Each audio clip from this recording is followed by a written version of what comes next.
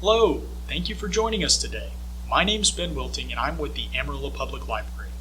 This is part 10 of our 13-part series designed to help you obtain citizenship in the United States.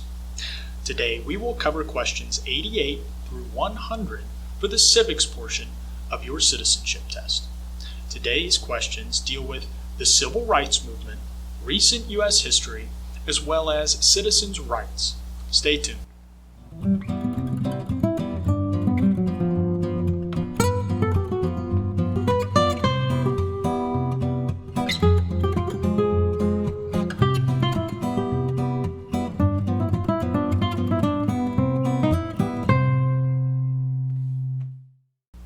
Today we finish our civics questions with a discussion of the civil rights movement, as well as the rights of United States citizens. Okay, let's get started with session 10. This will be the final session of civics questions. In today's session, we'll be talking about the civil rights movement, the current United States, as well as some citizens' rights. We'll be going over questions 88 through 100. Again, these questions are provided below in the description on our AmarilloPublicLibrary.org website. These are the same questions that you can find on the USCIS.gov website. They're just in a little bit different order. Number 88. What movement tried to end racial discrimination? The Civil Rights Movement. In the 50s and 60s, the civil rights movement was very big. Prior to the 60s, racial discrimination in the country was much worse than it is today. Separate water fountains, hotels, restaurants, discrimination against black people was much worse and much more open than it is today. A very, very important issue in the United States, both past and present. Okay, and one of the main figures in the civil rights movement was Martin Luther King Jr. So, number 89, what did Martin Luther King Jr. do? He fought for civil rights, and he worked for equality for all Americans. Anything to do with fighting for civil rights or working for equality is an acceptable answer for this question. Below in the description, I have linked the I Have a Dream speech. This is one of the most famous and one of the most important speeches in United States history. I advise that you pause this video and watch that before moving on. Okay, so hopefully you've watched the speech. Martin Luther King Jr. was an incredible public speaker. He was very much a proponent of passive demonstrations. There were other members of the social rights movement who were trying to make changes in a more violent way, but throughout his entire campaign, Martin Luther King never succumbed to advocating for any sort of violent protests or violent measures in seeking equality. One of the most beloved social leaders in American history, and interestingly, he wasn't an elected official. He was just he was a man who was chosen to take up a social movement. Very interesting, very powerful individual, and such a powerful speech. Okay. Question number 90. What major event happened on September 11th, 2001 in the United States. Terrorists attacked the United States. They attacked the World Trade Centers, the World Trade Center in New York, the Twin Towers. Number 91. Name two national holidays. Two national United States holidays. Below, we have all the national holidays listed. Many of these are not exclusive to the United States, and you only need to name two.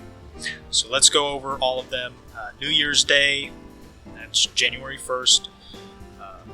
Martin Luther King Day, which is celebrated every third Monday in January. The first Monday after his birthday, which is January 15th.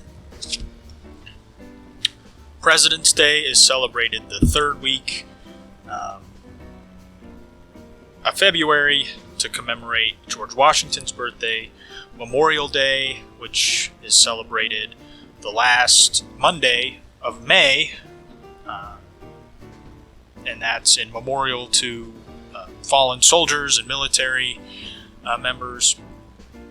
Independence Day, as we mentioned before, is celebrated on July 4th, and it commemorates the signing or the adopting of the Declaration of Independence.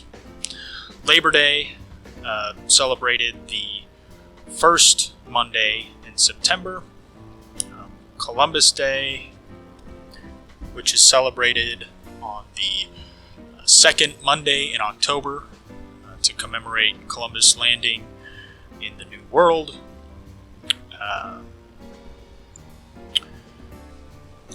Veterans Day, which is celebrated on November 11th.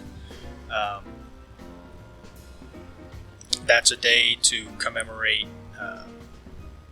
veterans of the United States military. Thanksgiving, which is celebrated on the fourth Thursday in November. And finally, the last national holiday, Christmas, which is December 25th. So as you can see, a few of these holidays, you may have celebrated something similar or celebrated the holiday in your home country. You just have to know two of these. So most people are familiar with New Year's Day. That would be a great one to study, and most people are familiar with Christmas. So, those are two easy ones. If these other ones are not, if you're not familiar with these other ones. Number 92. What is the political party of the president now? Answer: the Republican Party. As we can see, the Republican Party logo below, GOP stands for Grand Old Party. It's just another name for the Republican Party. Like politicians, this could change. This being an election year, this could change come November. So before you go to your interview, just make sure that you look up whoever the president is. Make sure you check and make sure you know what party they belong to. It's very likely that the president will either be Republican or Democrat. However, there are other political parties, the Green Party, Libertarian Party, and a few other smaller parties, and it is possible that we would have a president from those parties. So just before you go to your interview, just mark this question as one of the ones to check before you go. Number 93. What are the two major political parties in the United States? Answers: the Democratic and the Republican Party. The Democrats and the Republicans. As pictured below, we see a donkey and an elephant. So let's look at why they have chosen those as their mascots, the political mascots. The Democrats decided or became associated with the donkey because of Andrew Jackson. His opponents would call him a jackass, which is a less polite term for a donkey. And so Jackson decided to use the animal on his campaign posters. The elephant for the Republican Party came about through a political cartoon in 1974 where the Republicans were represented by an elephant. So it's interesting that both of these came about sort of in an informal way. Okay, so let's move on. Number 94. What are two rights of everyone living in the United States? Freedom of expression, freedom of speech, freedom of assembly, freedom to petition the government, freedom of religion, the right to bear arms. These are rights that anybody who is living in the United States has the right to. You'll notice that some of these have been answers to questions in the past.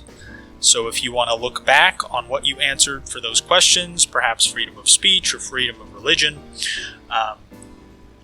and study that particular answer, or those particular answers, you need to know two rights. That might be helpful. It gives you an answer that's reinforced through several questions. Okay, so just make sure that you know two rights of everyone living in the United States. Number 95. Name one right only for U.S. citizens. One right only for U.S. citizens. Only U.S. citizens can vote in a federal election, and only U.S. citizens can run for federal office. So, either one of those is an acceptable answer. For most people, voting in a federal election is probably more relevant to their lives. Very few people will run for federal office, but everybody has the opportunity to vote in a federal election, so long as they're U.S. citizens. Number 96. When is the last day that you can send in federal income taxes? That is April 15th. April 15th. Number 97. What is one responsibility that is only for United States citizens? One is to serve on a jury. Another is to vote in a federal election. Once you become a citizen, you will be required to serve on a jury from time to time. You'll get a letter in the mail and you'll be summoned, and you'll possibly have to serve on a jury. You also have the right and, to a certain extent, the responsibility to voice your opinion in a federal election. Number 98. When must all men register for Selective Service? At age 18 or between ages 18 and 26. Between the ages of 18 and 26, you must be registered for Selective Service. So let's talk about what Selective Service is. Selective Service is a pool where they can draw from if they need to draft soldiers for a military conflict. So by signing up for Selective Service, you are signing up to be on a list of people who will randomly be chosen to go into the military if they are needed. And there hasn't been a draft in quite some time, so the likelihood of being drafted is low currently. However, that can change depending on the military climate. Number 99. What are 2 ways that Americans can participate in their democracy? You can vote, you can join a political party, you can help a campaign, you can join a civic group, you can join a community group, you can give an elected official your opinion on an issue, you can run for office, and you can write to the newspaper. There are several answers here. The ones I would suggest that you study, if these seem complicated, would be vote and join a political party. Those are very simple ones to understand and very easy ones to remember. And our final question, number 100. What is one promise you make when you become a United States citizen? So let's go over those promises. You will promise to give up loyalty to other countries. You'll promise to defend the Constitution and the laws of the United States. You will promise to obey the laws of the United States. You'll promise to serve in the U.S. military if you are needed. You'll promise to serve or do important work for the nation if needed. And you will promise to be loyal to the United States. We'll go into these in more detail when we cover the oath of allegiance. For this question, some of these may seem a little complicated. While you study, I would suggest either choosing the first one, give up loyalty to other countries, or the last one on the list, be loyal to the United States. I think those are the easiest to understand and the easiest ones to remember. Thank you for joining us for class number 10. Join us next time in class number 11, where we will talk about the reading and writing portion of your citizenship interview. Join us next time.